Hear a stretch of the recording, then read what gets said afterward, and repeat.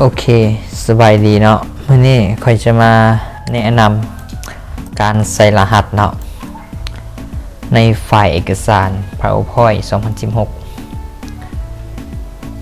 ก็คือตัวอย่างเรามีเอกสารที่สำคัญไม่อยากให้คนอื่นเข้าไปเนาะเราก็สามารถใส่รหัสผ่านในไฟล์เอกสารตัวนั้นเพื่อให้คนอื่นเข้าไปถึงเอกสารตัวนั้นของเราได้ถึงแม้ว่าเขาจะก๊อปไฟล์ไปถ้าเขาจะบูรหัสเขาจะก็บ่สามารถเข้าไปในเอกสารของเราได้เนาะ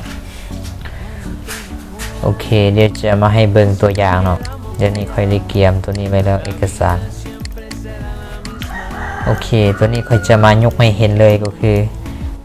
1โบมีรหัส2อันมันมีรหัสเนาะเดี๋ยวจะเข้าไปเบิ่งตัวที่มีรหัสมันเป็นยังไงเนาะดับคลิกเข้าไปโอเคเวลาเข้าไปเปิดจังซี่มันจะให้ใส่รหัสเข้าไปเนาะต้องใส่รหัสเข้าไปจึงจะเข้าไปได้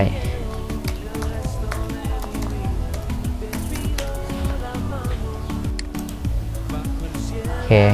มันจึงเข้าไปได้เนาะนี่จะปิดออกสำหรับตัวนี้คือบ่มีรหัสก็เข้าไปได้ปกติเลยเห็นบ่โอเคแล้วจะเบิ่งขั้นตอนการที่จะใส่รหัสจะเป็นจังไดเนาะสำหรับขั้นตอนใส่รหัสใน PowerPoint 2016 นี้ก็บ่มีอย่างหลายเนาะมีแต่4ขั้นตอนโอเคแล้วเราจะมาเบิ่งแต่ละขั้นตอนนี้เนาะเดี๋ยวเข้าไปเปิดไฟล์โอเคก่อน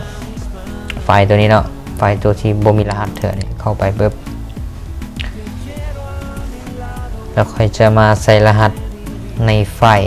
เอกสารของ PowerPoint ตัวนี้เนาะขั้นตอนที่1เลยก็คือบอกว่าให้เข้าไฟล์ขั้นตอนที่1เข้าไฟล์ก็เข้าไปในไฟล์ขั้นตอนที่2บอกว่าเข้าไปที่ info ก็ไปเลือก info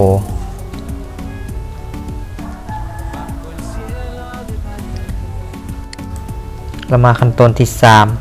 3บอกให้เข้าไปที่ protect presentation ก็เข้าไปตัวนี้เนาะแล้วตัวที่ 4ก็คือเข้าไปที่ encrypt with password นี่เนาะก็คือตัวนี้เลย with password ปึ๊บมันเด้งมาหน้าต่างนี่ก็คือหน้าต่างให้เราใส่รหัสเข้าไปเนาะว่าเราต้องการเอารหัสยังมาใส่เราก็ใส่เข้าไปตัวอย่างที่นี่เขาจะใส่เป็น1 2 3แล้วก็โอเคแล้วก็มายืนยันรหัสตัวเก่าเนาะ1 2 3โอเคสังเกตเบิ่งตัวนี้เนาะมันจะเป็นสีเข้มขึ้นอย่างนี้เนาะแปลว่าเราได้ใส่รหัสให้มันแล้วเนาะเห็นกระเจอยู่นี่เนาะโอเคหลังจากนั้นค่อยจะเซฟแล้วค่อยจะปิดไฟล์ตัวนี้ออกเนาะโอเคแล้วค่อยจะลองเข้าไปเบิ่งอีกทีนึงเนาะตัวที่บ่มีรหัสตัวนี้เนาะเมื่อกี้มันบ่มีรหัสเดี๋ยวนี้เขาใส่รหัสแล้วเบิ่งเข้าไปมันจะเป็นจังไดดับคลิกเข้าไปเนาะจะเข้าไปบ่ได้คันเขาบ่รู้รหัสเนาะสมมุติพิมพ์มั่วเข้าไปตุ่มมันก็บอกว่าเข้าไปบ่ได้ต้องเข้าไปอีกต้องใส่รหัสที่มันถูกต้อง1 2 3โอเคคันเราใส่รหัสถูกมันจึงเข้าไปได้เนาะ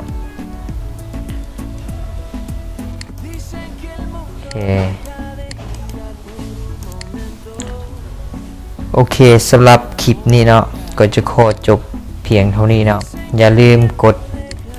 ติดตามช่อง YouTube โรงเรียน IT แล้วก็ Facebook โรงเรียน IT เพื่อบ่ให้พลาดคลิปใหม่ๆเนาะ